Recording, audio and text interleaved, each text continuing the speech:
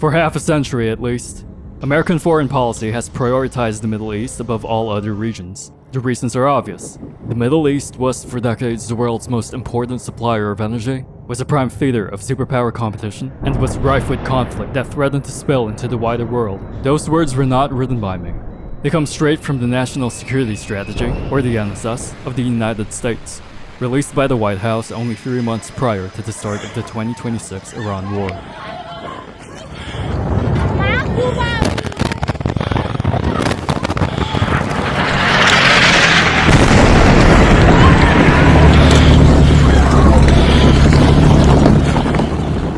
Do you think World War III is happening right now? A poll conducted by Politico last February showed civilian respondents from various Western countries leaning more and more this decade into the belief that World War III is on the verge of erupting, especially following events between 2025 and 2026. More than 50% of civilian respondents from Asia believe the same. We've previously discussed the ongoing situation for both of these regions, but what about the Middle East? The region has, by far, gathered the most attention this year due to various wars and conflicts. The tenuous relationships in the Middle East are the result not just of centuries in the making, but with actual millennia as the foundation. It's been home to many empires, many of their enemies, even more conflicts, and as the 21st century is concerned, the events we've been witness to these past few weeks reflect a specific form of aggression protracted across the 2020s that, seemingly self-contained in previous clashes between countries like Iran, Israel, Palestine, etc., now carries the entire weight of the world due to geopolitical dynamics, technological dynamics, and economic dynamics, as with the involvement of parties like the United States. For instance, in October 2024, the Parchin military complex located in North Iran was targeted by the IDF in strikes that ultimately destroyed the Taligan II nuclear facility, after allegations from both Israel and the US to be involved in Iran's secret nuclear development program since at least 2015, where uranium was discovered following an inspection. Among these allegations include a discovery from earlier that year, in March 2024, of metallurgical and computer modeling research by Iran indicating new initiatives to hasten technological development, which, in the scope of geopolitical interests in the Middle East, also seem to indicate to Israel and the US a violation on the part of Tehran of the Nuclear Non-Proliferation Treaty ratified in 1970 by the International Atomic Energy Agency, or IAEA. Not without reason. These discrepancies have already been directly acknowledged by Iran itself in opposition against the other signatories, having pursued enrichment programs between 1970 and 2003 involving uranium use and isotope laser separation, to the discontent of multiple countries. And in the case of Iran, there is a history spotted with moments of non-compliance, moments of hidden activities, and also moments of compliance at the time of the famous JCPOA. And beginning of 2020, the IAEA started to gather information about activities that were undeclared. Throughout the years, these criticisms towards Iran's approach to nuclear militarization have highlighted the country's lack of transparency, along with the lack of any necessity influencing the nation to process nuclear fuel for power and economy. In other words, for peace. Fuel, operational and construction contracts between Iranian and Russian state subsidiaries also contribute to the geopolitical scope of this conflict. On March 18 of this year, Tehran and Moscow issued joint reports of American strikes damaging the Bushehr nuclear site located in the south, a complex containing the country's only working nuclear power plant as of this video. As it so happens, in 1995, following an $800 million contract between the two nations to supply Bushehr with reactors, the US gave out 2 executive orders sanctioning trade with Iran, in part as well due to the country's support for Islamic groups such as Hamas and Hezbollah. These orders were amended to continue for 1 additional year during the first week of the 2026 war. Since 2011, Bushehr has been supplying Iran with around 1,000 megawatts of power to its national grid, or about 2% of the grid's total expenditure, and plans from both Iran and Russia to supply the complex with additional units commenced in 2017. The third of these units was originally outlined for physical construction in April 2026, but looking at the timeline of the events in this year's war, it's safe to call these plans completely postponed. Strikes on nuclear and power facilities between late March and early April have halted all construction, with multiple state-backed rallies held in these areas against US-Israeli attacks. The electrical production in Iran via nuclear energy is still well below any substantial degree, but the US currently views the country's involvement in nuclear proliferation as a topic well worth its due in the interest of international economy and Middle Eastern policy, and in the case of the NSS, worth emphasizing as a source of conflict and setting up related supply chains. Iran, the region's chief destabilizing force, has been greatly weakened by Israeli actions since October 7, 2023, and President Trump's June 2025 Operation Midnight Hammer, which significantly degraded Iran's nuclear program. With the help of Israeli F-35s, America's Operation Midnight Hammer last year saw the destruction of 3 nuclear facilities throughout west-central Iran, 2 of which were located mainly underground and used for uranium enrichment. The 3rd facility used as a research center. Midnight Hammer, of course, was itself a supplementary operation in support of Israel during the 12-day war in June 2025, and it's equally as reflective towards the objectives of all 3 of these countries that nuclear proliferation comes secondary to overarching geopolitical schemes. Viewed by many as the culmination of long-standing proxy conflicts and brief retaliatory strikes of the kind seen in 2024, the 12-day war involved multiple exchanges and barrages between Israel and Iran, the former having been spurred on by Mossad intelligence to target and destroy ballistic missile systems, to kill various high-ranking figureheads in Iran's nuclear programs, Armed Service Corps, cyber defense, and drone infrastructure initiatives, and finally, to set the operational groundwork we touched upon earlier with regards to Midnight Hammer. Yet in defending ourselves, we also defend others. We defend our Arab neighbors. They too have suffered from Iran's campaign of chaos and carnage.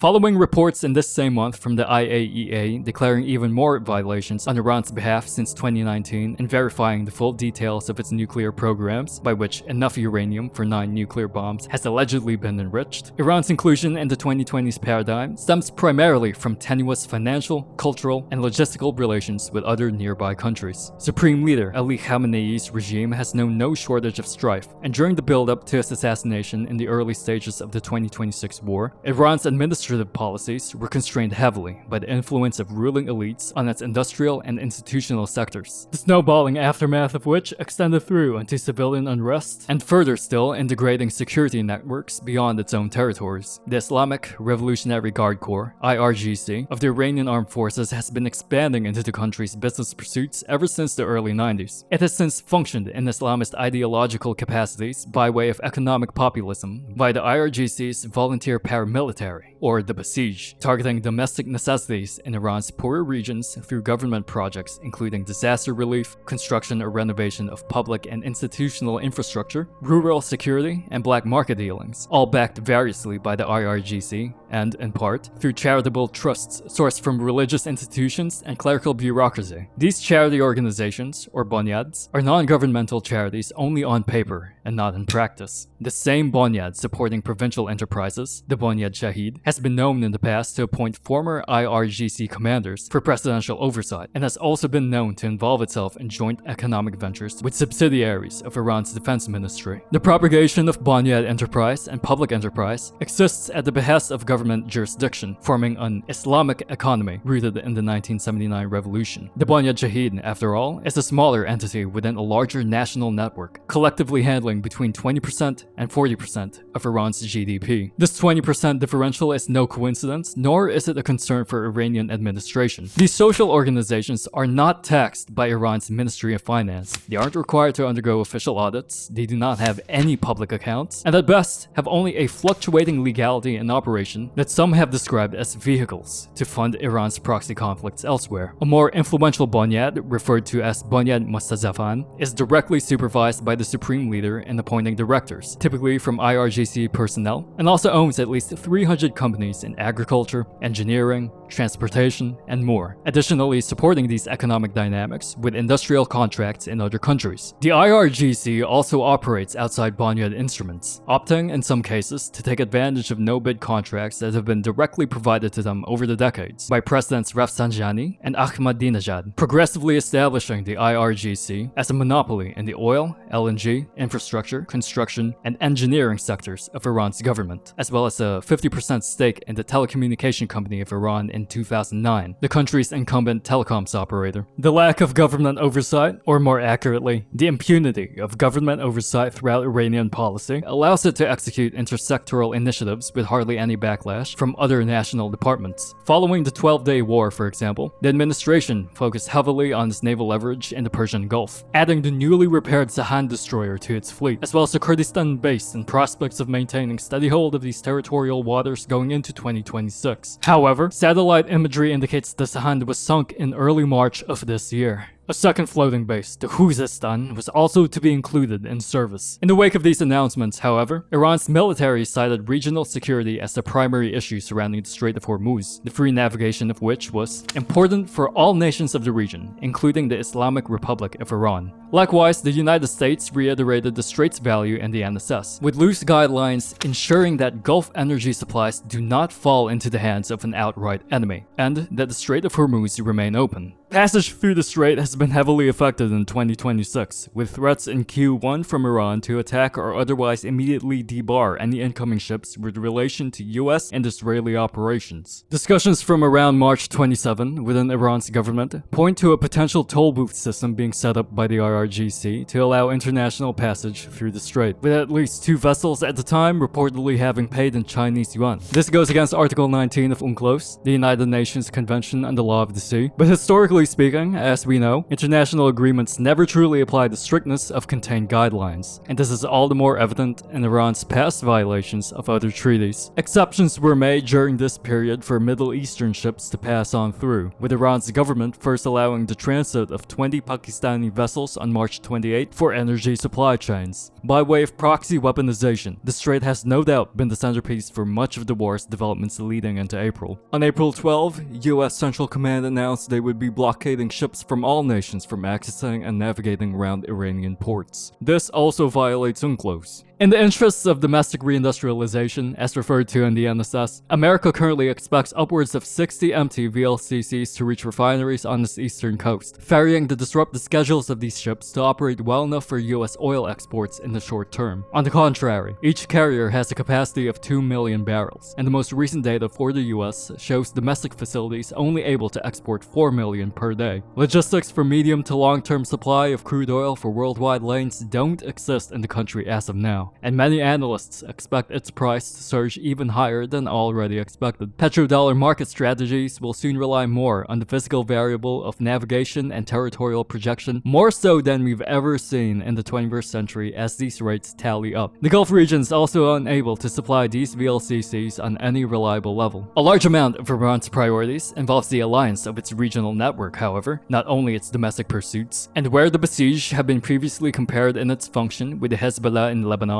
so can we illustrate the aggression between Iran and Israel by way of proxy engagement. In 2023, after exchanges between Palestine and Israel were carried out, following various tensions and killings in early April, after the Al-Aqsa mosque raids, after the ensuing rocket barrages involving Lebanon and Syria, and ultimately, after the October incursions onto Israeli soil by Hamas operatives, new discussions were made regarding Iran's role in the Middle East as part of the axis of resistance in the region. Established by Shiite Muslim solidarity, Iran took a more frontline approach in 2024 by firing ballistic missiles and sending drone contingents to Israeli territory in response to Tel Aviv's movements against Hezbollah, Houthi, and Hamas militia. This was exacerbated as well by Israeli airstrikes on Iran's consulate in Syria, where members of the IRGC were killed. These multilateral dynamics regarding Tehran's regional status are nowhere near anything new or anything the NSS excludes from its points of concern. Iran's proclivity to bolster its geopolitical policies by ranging the collective power of a given group against multiple individual sectors of influence is no better illustrated with Iran's involvement in the Syrian civil war, where in 2012, as the Assad regime's foremost supporter, Iran itself proposed a plan together with the UN for the implementation of a transitional government, for general elections to be held, for a constituent assembly to succeed the state, and so on, following fears that the protracted conflict at the time would destabilize Shiite supply chains throughout the region, and in turn, degrade Iran's geopolitical network on top of global sanctions from 2010. In time, they would come to be correct. The Assad regime collapsed in 2024, with Iran's foreign minister declaring afterwards on national broadcasts, "The resistance front has had a really hard year." We can attribute Iran's constant consolidation of cultural, financial, and logistical influence to the sheer number of variables with which they have to benchmark any sort of governing ideology. The Middle East notwithstanding, international sanctions from the US and the European Union exist as some of these factors, and these economic and security treaty workings have pushed Iran to restrict imports. This follows a decree issued in 2014 to reindustrialize the country's domestic production of raw material and help diversify its export markets alongside its massively lucrative oil sectors, especially after its failure to increase the size of its industrial labor force between 1999 and 2009. In those 10 years, that sector went from 30.6% of the total labor force to only 31.8%.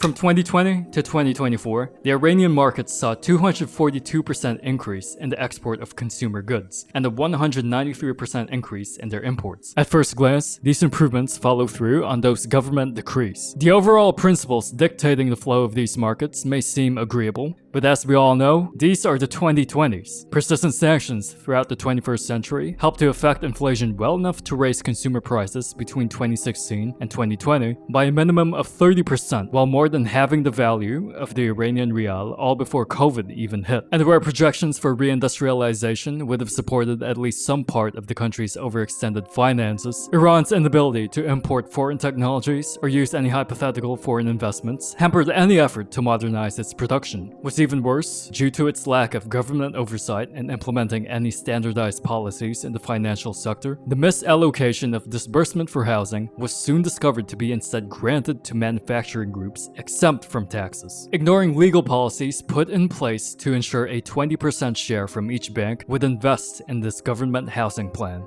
This is one example of Iran's poor state management. State policies from 2013 regarding foreign exchange also stifled the flow of currencies for reallocation, with no one else to regulate the government but the government itself over the years. In 2025, due to things like interest rates bordering on usury having hiked up by 42% from 2024, even without initial disbursement, 95% of state budget costs burdened on its citizens with deficit spending and increased taxation, the prioritization of security and defense over domestic resources, the devaluation of the Iranian rial exchanging at 1.42 million to $1 to the point where people were exchanging gold out in public streets, food prices up by 72%, medical goods by 50%, 6 straight years of drought following poor infrastructural management, and an energy crisis from 2023 as a result of the overtly centralized method of Iranian governance. The country's civilian populace began to revolt, leading to the stage on which the 2026 war commenced.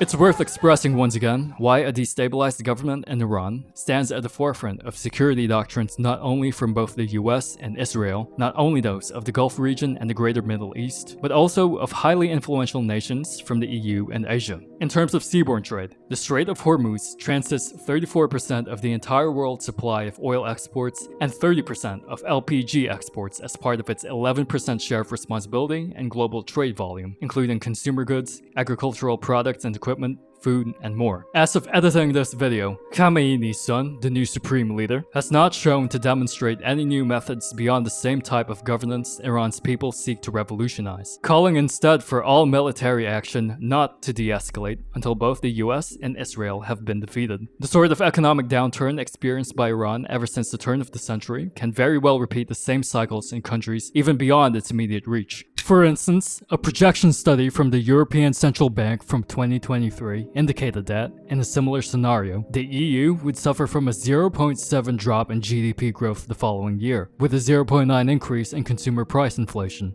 Note that I said a similar scenario. In the ECB study, they constrained the parameters to permit 1/3 of normal oil and gas transit through the Strait of Hormuz. In real life, between Feb and March 2026, only 5% of oil and gas transit was allowed through. Outside of the Gulf region, Greek and Chinese cargo ships have, so far, been some of the only beneficiaries of these restricted waters. Allowing Chinese vessels through without much negotiation makes enough diplomatic sense for Iran, considering past trade between the two nations for air defense systems, material for missile development, and likewise military tech, along with about 9.3% of Iran's oil exports to China as its second largest buyer. Because of these relations and a decade-brief stint together in the Iran nuclear deal from 2015, the US has since requested China to mediate open navigation in the strait for all regions and countries, planning not to expend any further resources to combat these new developments. But Beijing has exhibited no urgency on its behalf to follow through on Washington's roadmap. In the sister episode to this video, we discussed the importance of China in the various sections centered around Asia written in the NSS, and I think it's good to touch upon some of the counter counterintuitive measures the US has taken in this war against their foreign policies in other regions. As foreign affairs specialist Zach Cooper outlines, I believe that China is happy to reap the benefits as the United States once again gets bogged down in the Middle East. The facets of the national security strategy were never meant to be executed simultaneously with one another. The Taiwan arms package we talk about in our sister video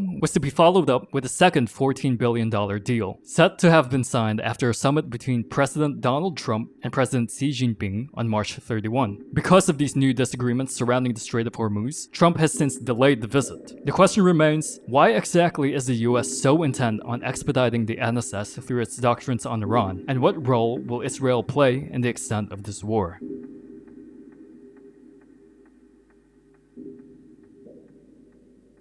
So too do the brave people of Iran, and I have a message for them. Our fight is not with you. Our fight is with the brutal dictatorship that has oppressed you for 46 years. I believe that the day of your liberation is near, and when that happens, the great friendship between our two ancient peoples will flourish once again. With all of that being said, this cannot continue. There will be either peace or there will be tragedy for Iran far greater than we have witnessed over the last 8 days. America first. This phrase is a cornerstone for the entire NSS. On February 27, 2026, the US and Israel conducted joint military strikes in Iran in Operations Epic Fury and Roaring Lion, starting what is now known worldwide as the 2026 Iran War. It's worth noting that in the NSS, the US clearly reiterates the administration's intention to contain the Middle East as a hub for energy logistics, market supplies, supply chains, and so forth. However, as it is for any modern war, the fragmentation and fluctuation of these developments extend deeply into geopolitical alliances. On March 21 of this year, Iran issued missile strikes against the Israeli city of Dimona, situated 13 kilometers away from the Negev research facility, widely reported to host Israel's arsenal of nuclear weapons and vast amounts of progressive research towards maintaining proliferative development. These attacks on Dimona resulted in 47 civilian casualties, and were executed in retaliation against new strikes on Tehran's own Natanz nuclear facility, one of the targets I mentioned indicated by Operation Midnight Hammer from 2025. The IAEA has not discovered any radiation leaks in these new strikes on the Natanz site. Iran has also issued ICBM strikes on the Diego Garcia US-UK military base, located at least 4,000 kilometers from Iran's coast. The two missiles both did not land, one having failed mid-flight, and the other having been intercepted by a US warship. But the ambitious use of these missiles seems to indicate Iran has striking capabilities far enough to target NATO countries on domestic soil, reaching a potential distance of 5,000 kilometers at well enough of a range containing London or Madrid, for instance. These ICBM firings come in the wake of much more devastating missile strikes on the Ras Laffan industrial facility, Qatar's main LNG production hub, and, in turn, the world's largest LNG production and export facility. Before the war, at the start of 2025 last year, Qatar accounted for at least 19.6% of global LNG exports, with Ras Laffan sourcing around 94% of Qatar's total output if we extrapolate using 2023 data. Export capacity coming out of the country has since been reduced by 17% after missile strikes from early in March 2026 caused Doha to declare force majeure and completely restrict all LNG trade. Qatar's biggest trading partners are from Asia, and this decision has since left China with 51% of LNG storage, Japan with 45% of its total storage, and South Korea with a slightly better situation at 56% of its storage. Among all the countries in the world, the Philippines has been the first outside of direct conflict to invoke executive orders in response to these obstructed supply chains. For the length of 1 year, this Department of Energy Act would allow the country's government, along with local administrative units, to assume complete control over the flow of petroleum throughout domestic sectors as is deemed appropriate by department measures. Trust in the state, however, has weakened badly enough over the years, and its civilian populace has since gathered for new protests. The EU is in a position as equally as bad as everybody else, having these resources severed at a time where the total level of the block's storage is currently at 29% of capacity. In our sister video to this documentary, we discussed the EU's ongoing policies to industrialize itself in the wake of these 2020s conflicts, and these issues coming out of the Middle East will, once again, prove a good testing ground for the bloc's resolve in actually pursuing its plans, notably the resolve of Italy, Belgium, and Poland. Along with plummeting gas supply, urea trade has been completely diminished by the conflicts surrounding the Gulf states, with prices going from $350 per short ton to almost $700 per short ton starting from December 2025. Urea is a nitrogen fertilizer widely used throughout the world, with Qatar, Iran, and Saudi Arabia exporting an average of 13.5 million tons to global markets, according to a 2024 study. China and Europe combined only export around 9 million tons on annualized estimates. And if we're to consider the best case scenario where the Strait of Hormuz is reopened as quickly as possible, even an hour from now, let's say, urea supply disruptions worldwide have been so severe that estimates indicate price floors will not stabilize until 2029 at the earliest. But the problem is the damage is done. When you think about it, right now, very normally speaking, if you load a vessel in the Middle East right now and sail it this direction, it's a 30-day sail time. It takes a month to get it here. That means even at the best case scenario, the first vessels are not going to arrive here until the very last parts of April. And that's the thing. There's no way of sitting there saying, here's the worst case scenario. We are currently in today's worst case scenario. Tomorrow, if the strait remains closed, that's the worst case scenario. If we have this conversation a week from now and the strait is still closed, that's the worst case scenario. It's the longer this goes on, the worse it gets. Iran's aggressive tactics don't seem at all to differentiate between the runoff effects of globalized industries and nation-to-nation security interests, and to hinder its opponents as much as possible has resorted to every target it can, without mind for repercussions to its own region's stability. Military contracts between Qatar and the States have been well documented in the past, the most recent having transpired in 2025 surrounding defense investments of up to $35 billion in Raytheon drones, General Atomics pilot systems, and more, while as recently as 2023, both the Ras Laffan site and the sole US military base in the country, the Al Duaid Air Base, have been designated and functioned by Qatar's cabinet ministry as main ports for entry and exit into the country. The Al Udeid Air Base has been used before as a staging ground for aircraft like F-22s, F-15s, RS-135s, and KC-135 Stratotankers, among other industrial sources of refueling and restaging combat operations. In conjunction with Qatari logistics throughout the area, the relationship between these two key points is quite obviously entrenched within Iran's strategy of disengaging the US and Israel from operational pipelines going back all the way to the 1990s. Iran also struck two state-owned oil refineries in Kuwait with drones, facilities located towards the northeast of the Persian Gulf, responsible for producing a total of 800,000 barrels of crude oil per day. Though it doesn't operate on the same levels of trade as its neighboring countries, Kuwait's been involved for years in military sales with the United States, as well as in regional LNG markets, having signed a 15-year deal with Qatar in 2024 for LNG imports. The country thereby constitutes a portion of those same supply chains throughout the Middle East that Iran has now seen appropriate to involve in its combat strategies. As a result, the US expedited further military sales to Kuwait on March 20, including air defense and power systems, radar, support vehicles, and more. The UAE has taken a hit as well, of course. Intercepted missile strikes have interfered with operations at the Murbanbab oil and gas field, a site with production capacities at 177 million barrels of oil per year, with unused reserves of oil and gas numbering 3.8 billion barrels. The Habshan gas facility was affected as well, and these sites, together, make up 75% of the UAE's gas sales. These recent Iranian attacks have since been condemned by countries such as the UAE itself, Bahrain, Qatar, and Saudi Arabia. Saudi Arabia's Foreign Minister Prince Faisal spoke out against missile strikes on the country's Ras Tanura refinery, which processes an average of 200 million barrels of oil per year. And I think that's the clearest signal of how Iran feels about diplomacy. It doesn't believe in talking to its neighbors. It tries to pressure its neighbors. And what I can say categorically, that's not going to work.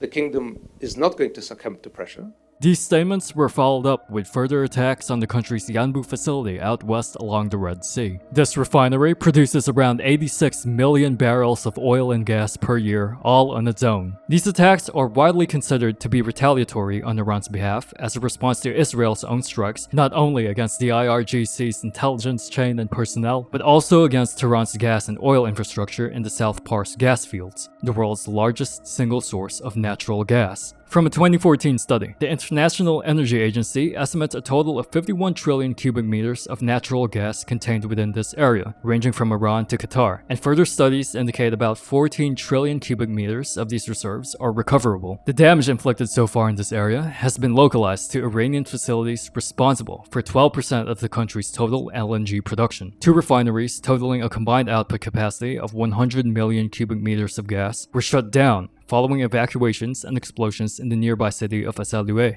It's worth noting, as well, that these coordinates are located no more than 250 kilometers away from the Bushehr nuclear site on the same coastline, if flight distance is to be considered alone. The intertwined movements of both the United States and Israel make it clear that neither of these nations have ruled out the possibility of deliberately interfering with our current global economic markets, energy supply chains, or, if limited to regions in the Middle East, interfering with the defense policies of various other countries to coordinate a navigational advantage for their objectives, and these strategies risk further complications for the rest of the world by design. If we're to acknowledge, say, the massive variable of Asia into this entire equation, the compounding effects of worldwide LNG disparities and China's ongoing trade surplus create a platform for strict economic policies to be made. Perhaps security policies as well, in conjunction with dealings between the rest of East Asia and the US. This is expounded more in our sister video about the NSS. Energy, commerce, and security infrastructures in freefall inevitably arrest the decisions a nation can make with regards to political agreements. As pervasive conflicts are concerned regarding the Gulf region and the Levant, the heap of parties from all sorts of international blocs, contracts, forums, and organizations involved in the 2026 war, these factors could just as well allow one country to exploit the paradigm of nuclear proliferation and cross-territorial crises, where geopolitical red lines are then maneuvered around for new resources and to ignite the Middle East once again. In the same spirit, another country would exploit the paradigm of globalized industry to hand-wave missile strikes against regional neighbors as an attempt to fulfill sovereignty and religious governance by means of expansive military might. And this, right now, is where future diplomacy stands. If we're to touch even briefly on some of the other conflicts in the Middle East that have erupted this year, we can look no further than the current war from February between Afghanistan and Pakistan, predicated on territorial disputes between Taliban cohorts within provincial borders demarcated by the historically controversial Durand Line. These disputes have now escalated to full-blown airstrikes and ground mobilization. Due to Islamabad's overwhelming military advantage, the defense infrastructure in Afghanistan currently relies on the latter's dwindling and deteriorating supply chains for power, medicine facilities, and consumer goods after cutting trade ties with Pakistan in the wake of this war, which at the time of writing the script has already resulted in the deaths of at least 500 people on both sides. There's no coincidence then that on February 16, Afghanistan's Deputy Minister for Information, Zabihullah Mujahid, referred to Iran's previous role in Operation Midnight Hammer and affirmed Kabul's support for Tehran should Tehran simply ask for military assistance in any potential engagement with opposing forces. This statement, proposing a mutual alliance, was announced 12 days prior to the start of the 2026 war, when US forces had continued to build up a military presence around the region.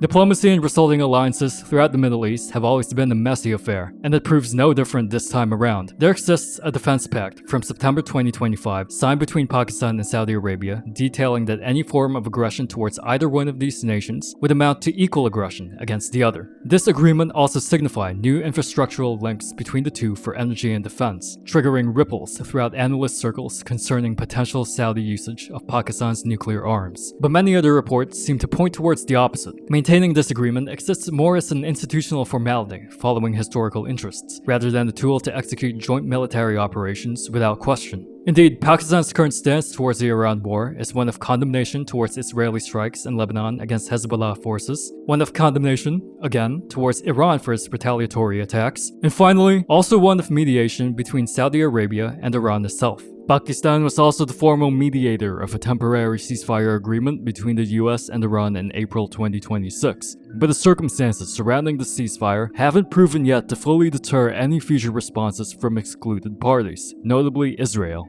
Negotiations surrounding the two-week ceasefire have centered global interests around transit through the strait, but where Iran seeks territorial monopoly, Israel has already established a supply framework still intent on securing its objectives in this war. The highest estimate in early April of Israel's total war budget amounted to 177 billion shekels, and with daily costs of 1.7 billion shekels, the country could operate for a maximum of 4 additional months. This isn't sustainable, and many believe this ceasefire only provides leeway for Israel to shore up and rebudget for later advances in the year, targeting Iran's civilian infrastructure. This military framework hasn't been directly challenged by any surrounding surrounding country either. Any stance taken by other Middle Eastern nations is still subject to the decisions of Israel, Iran, and the US, and the movements from a principal actor in the region, such as Pakistan, have to be more aggressive to sustain long-term deals. Crude oil from Gulf regions amounts to 85% of Pakistani imports. Domestic, economic, and security instabilities prevent the country from committing to any solid stance with regards to Iranian conflicts as of now. And with trade stifled, there's hardly any avenue for Islamabad to conduct two different theaters of war, one of which would inevitably involve Israel and the United States. I think public opinion in Pakistan is overwhelmingly pro-Iran. It is pro-Iran because that is the country against whom aggression has been committed and illegal war has been imposed by the United States and Israel. And that transcends the sectarian cleavage. It doesn't matter whether you are a Shia or a Sunni. Public opinion is what we are seeing is a national response. What then of Washington's allies? It's not a secret the US has already leveraged its alliances to the extent by which these same allies are currently reluctant in upholding Washington's financial and security investments. For example, among NATO members, America's use of UK military bases in Diego Garcia and Gloucestershire was initially rejected by Prime Minister Keir Starmer, only for US forces to be granted access days later. Under this stipulation, these would be used for quote-unquote defensive purposes. B-52 Stratofortress bombers armed with cruise missiles took part in a one-day mission on March 19, launching from the RAF Fairford Station to Iran and back, adding the 2026 war to the list of conflicts in which Fairford's allowed US craft to operate its facilities freely. RAF Lakenheath and Suffolk has also been reported among the UK stations used by the US, in this case for refueling 6 Stratotankers. Along with other Northern European NATO members, the stance taken by the UK and countries like Sweden, the Netherlands, Finland, and so on, takes on a cautious slant. On March 26, the Joint Expeditionary Force of UK leadership hosted discussions surrounding ongoing world events. While focus is maintained primarily on supplying Ukraine with things like drones and collaborative military exercises for its armed forces, the overall sentiment from this bloc is rooted, more than anything, in deterrence and displays of solidarity. From the words of Finland's President Alexander Stubb, we're very pragmatic with our transatlantic partnership. I mean, part of it is value-based, most of it is now interest-based. I have said from the beginning that United States foreign policy is different from what it used to be. As far as the war in Iran is concerned, it is not a NATO matter because NATO is a defense alliance.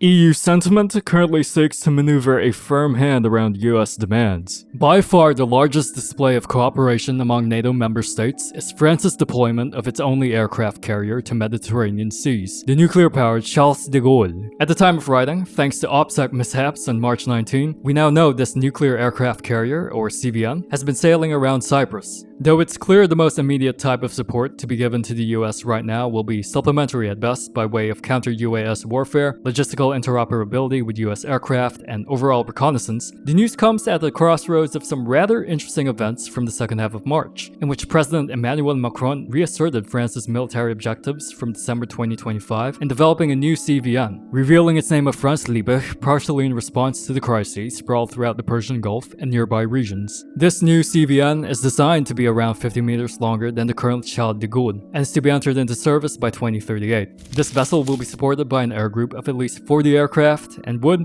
in theory, allow both deployment and recall concurrently in operational maneuvers, a function which doesn't exist as part of the Charles carrier's capabilities. As stated in our sister video, the EU landscape is cautious right now with regards to outsourcing security and defense investments to other regions, and France has since prioritized domestic companies and the development of this vessel program, setting the stage for new projections of EU power in worldwide naval sectors. Other NATO accompaniments deployed to Cyprus include Spain's most advanced air defense frigate, the F-105, and the multi-purpose F-596 frigate from Italy. Talks surrounding a coalition to reopen the Strait of Hormuz have commenced among NATO allies. But with regards to additional US interests surrounding a potential ground invasion of Iran's valuable seaport and oil storage facilities in Karg Island, and thus its subsequent capitulation, not one of these countries has yet finalized a statement or committed to send military support. Targeting these energy figureheads as they were, the US and Israel continue to deploy strategies beyond simple protracted combat.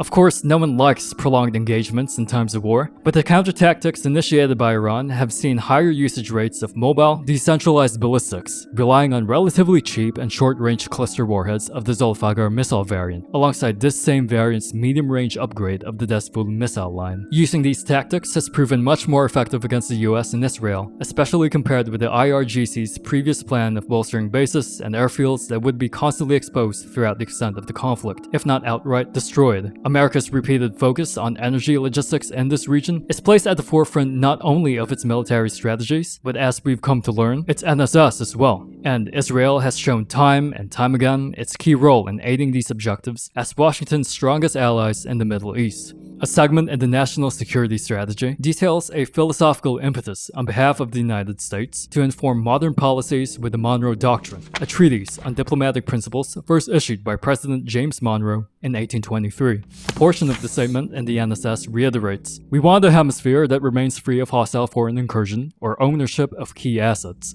and that supports critical supply chains, and we want to ensure our continued access to key strategic locations. In other words, we will assert and enforce a Trump corollary to the Monroe Doctrine." In short, this doctrine was outlined to the US Congress during Monroe's 7th State of the Union address. In this speech, he established American sovereignty and liberty against European powers, namely towards issues regarding commerce, maritime navigation and privateering, along with territorial disputes in the name of civilian protection. At the time, this defense strategy involved legislative negotiations with entities like Great Britain, France, and the Russian Empire to arbitrate any damages incurred upon the US during previous conflicts. Future bulwarks against European colonization stood as the primary goal of this doctrine. Our policy in regard to Europe, which was adopted at an early stage of the wars which have so long agitated that quarter of the globe, nevertheless remains the same, which is not to interfere in the internal concerns of any of its powers, to consider the government de facto as the legitimate government for us, to cultivate friendly relations with it, and to preserve those relations by a frank, firm, and manly policy, meeting in all instances the just claims of every power, submitting to injuries from none. Of course, Monroe's jurisprudence provides leeway to interpret geopolitical events in line with American interests, and over the years of its history, various other members of US Congress have invoked this doctrine in response to world events. As much as this concerns our conflicts building up the 2020s, we can refer to a 1957 corollary issued by President Dwight Eisenhower committing the United States to deploying armed forces in the Middle East as a contingency to impede further regional deterioration. Concerns in the Western Hemisphere at the time believed the Soviet Union would intervene in conflicts like the Suez Crisis and influence Arab countries towards supporting a communist bloc over that of Western powers. During the Suez Crisis, Britain and France allied with Israel against Egypt, and by extension, the Soviet Union. This cooperation was rooted partly in maintaining well-established ties in World War I, more specifically, the Balfour Declaration, voted by Britain's War Cabinet in October 1917. The Balfour Declaration saw the British government approve the establishment of Palestine as Israeli territory with the help of at least 150 pro-Zionist House members in support, issued as well via likewise lobbyists from US political circles, including President Woodrow Wilson. In 1956, however, Eisenhower did not commit any direct support towards Israel, deciding instead to refrain from any aggression that would influence other Middle East powers to side with the Soviet Union. Failures on behalf of Israel and its allies to secure proper oil supply, along with gradual anti-American sentiment among Prime Minister Anthony Eden's administration, general confusion in prioritizing one future alliance over another, and added fears of Soviet expansion into Europe cost Britain to ultimately lose the war. Regarding America's stance, however, correspondence between then VP Richard Nixon and British Member of Parliament Julian Amory seems to indicate internal struggles within the US towards Eisenhower's decision. In retrospect, I believe the US role in restraining Britain, France, and Israel at the time was a major foreign policy mistake. When I talked to Eisenhower several years after he had left the presidency, I found that he shared this view. Additionally, criticism from anti-Zionist groups towards Eisenhower would come to view his 1957 policies as nothing more than excessive commitment to the region, where in the short term, any shaky relations with Israel as America's foremost ally of interest would be hedged instead by pursuing the favor of other Middle Eastern countries directly following the Arab-Israeli War, but in the long term would exploit the baseline ambiguity of the Monroe Doctrine to allow intervention with ease. If any regional power, namely Israel, would choose to harness the US doctrine for its own needs, needs. As a result, the Eisenhower Doctrine was invoked the following year in support of Lebanon's pro-Western administration during ongoing civil conflicts, protests, and military rebellions against President Camille Chamoun. This was aided in part on the political side by support from CIA operations against pro-Arab and pro-Soviet contingents. Alongside religious partisanship, security policies among Arab nations surrounding Lebanon and extending beyond to the Soviet Union exacerbated circumstances to ignite a full-blown revolution. The strength of these parties threatened Western influence in the Middle East well enough for Operation Blue Bat to be executed, in which the US Navy deployed its 6th Fleet and landed around 15,000 American forces in Beirut to forcefully mediate the civil war, while British forces were deployed elsewhere in the region towards Jordan. These two instances alone from the 20th century highlight US intervention as part of its security defense in the Middle East, or, at the bare minimum, in roles of mediation during the Cold War with Israel as a constant correspondent. A 1966 telegram from National Security Advisor Walt Rostow to President Lyndon Johnson, sent before the advent of the Six-Day War between Israel and surrounding Arab countries, stated, "We also want to jolt Israeli leaders into realizing that they can't go on looking to the United States for protection over the long haul unless they make some effort of their own to coexist with their neighbors. In view of your stance that reconciliation, not aggression, is the way to solve problems, we can't miss this opportunity to challenge a policy that is leading us all up a dead-end street in the Middle East." The 21st century has also seen multiple attempts to invoke the Monroe Doctrine by way of executive corollaries. In 2017, President Donald Trump gave a statement indicating military intervention in Venezuela in response to the country's years-long economic crisis. Successive presidencies resulting in terrible management and replete control over Venezuela's currency, commodity, and labor markets have contributed to the worst socio-economic conflict ever seen in the country's history, and these affairs have clearly been in America's scope for quite some time. Venezuela is not very far away, and the people are suffering, and they're dying. We have many options for Venezuela, including a possible military option if necessary. In January 2026, Operation Absolute Resolve was conducted by US forces, in which President Nicolas Maduro was captured following concerns on behalf of US administration regarding security issues spilling over from internal Venezuelan conflicts.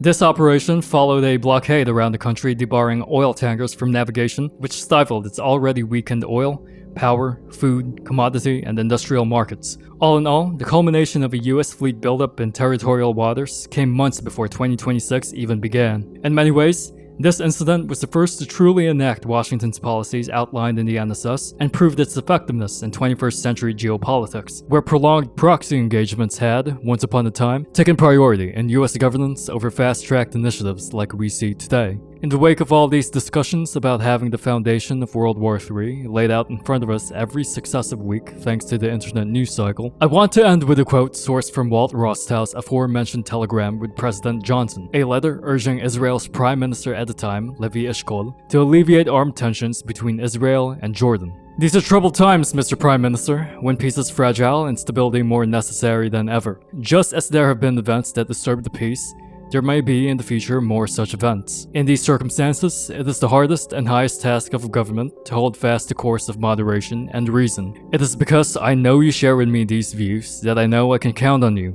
not only to recognize the peril, but also to have the determination to avoid it." In the provisions of Executive Order 14347, September 5, 2025, the White House officially renamed the US Department of Defense to the US Department of War, and indicated the name would function better in line with their national security strategy.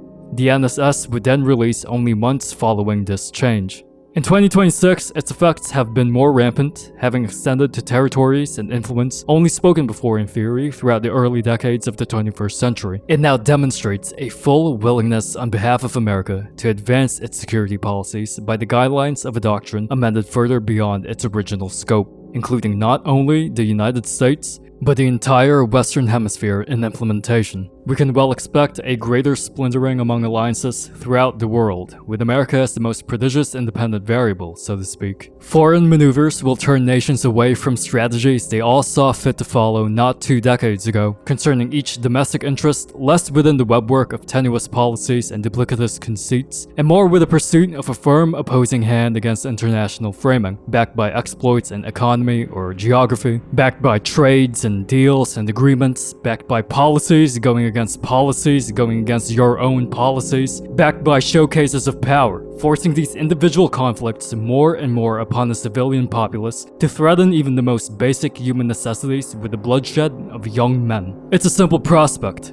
If not one country involved is able to presume the destruction of its own existence by tomorrow's failures in self-governance, then why fight a world war at all?